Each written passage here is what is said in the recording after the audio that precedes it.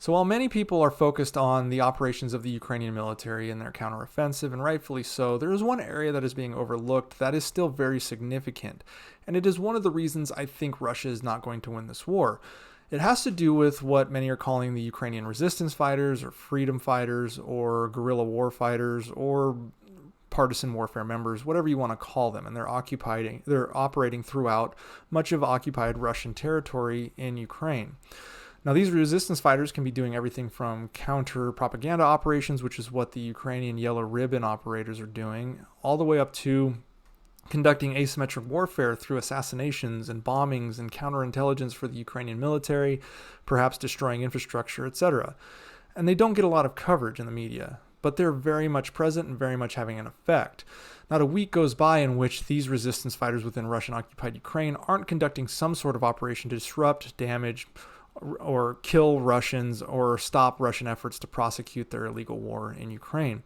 In fact, the most recent event involved Russia's Navy Day, which is a big deal for the Russian military, and these Ukrainian partisans determined that they could infiltrate the catering for many of these events, and in fact they did, poisoning the food, which led to 30 Russian officers getting sick. 15 of them were hospitalized with varying conditions from stable to critical, and an additional 2 died. That's significant, and it means that now even your food is not safe if you're a Russian military member in Crimea or other occupied portions of Ukraine. Not a week goes by where we don't see 1 or 2 of these events taking place. On June 2nd, a car full of local Russian officials in Zaporizhia was bombed, killing all of them involved. Ukrainian guerrillas blew up a key railway line near Melitopol on June 14th, which destroyed 50 meters of track and 5 freight cars. On June 19th, the car of Vladimir Epifanov, who is the assistant to the deputy prime minister of the Russian-occupied part of Zaporizhia, was blown up in Crimea. On the 21st of June, partisans blew up a railway line in Crimea, causing a disruption of rail traffic and Russian logistics for multiple hours. On June 24th, 2 16-year-old partisans killed a Russian soldier and a Russian police officer. Unfortunately, these kids were killed in the process, but you can see the lengths now at which these resistance fighters will go, and it's all the way down to the teenage levels.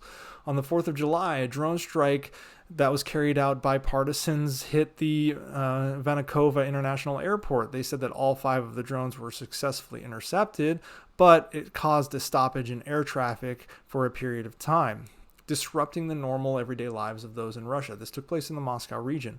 On July 19th, Ukrainian partisans attacked an ammunition depot near Crimea, which caused a string of huge explosions, and the Russians needed to evacuate the area.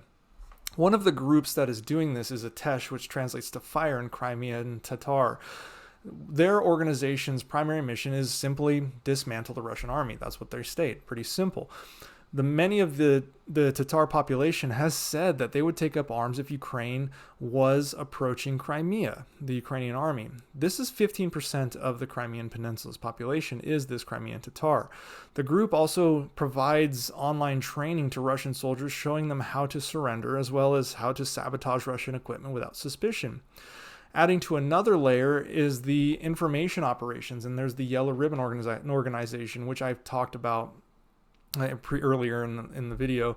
It has about 2,000 individuals that counter Russian propaganda by defacing posters. They put up yellow paint everywhere, put up yellow ribbons signifying that the resistance is alive and well.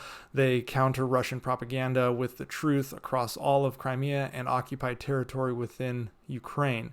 Now, the group has opted for nonviolent methods because they find a way to unite the people, while other groups find a way to disrupt and destroy Russian equipment. The Crimean Combat Seagulls, and yes, that's their actual name, has 1,000 members, and they conduct arson attacks on Russian military vehicles moving through Crimea.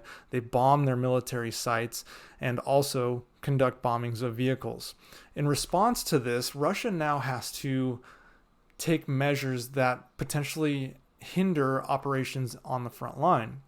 Russia has to increase efforts to conduct random checks of passports and personal phones. The Russian military has to do this. Russian occupational authorities have to spend resources to install security cameras. In fact, across one stretch of track, 150 new security cameras were put along the railroad just to protect it from sabotage. This also causes Russian resources in Crimea to be tied up for counter guerrilla warfare operations rather than pushing them to the front line.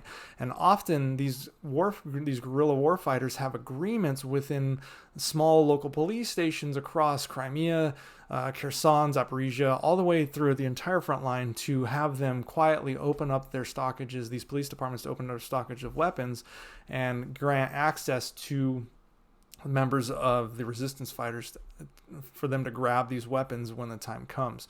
So this is going to continuously be a problem for Russia.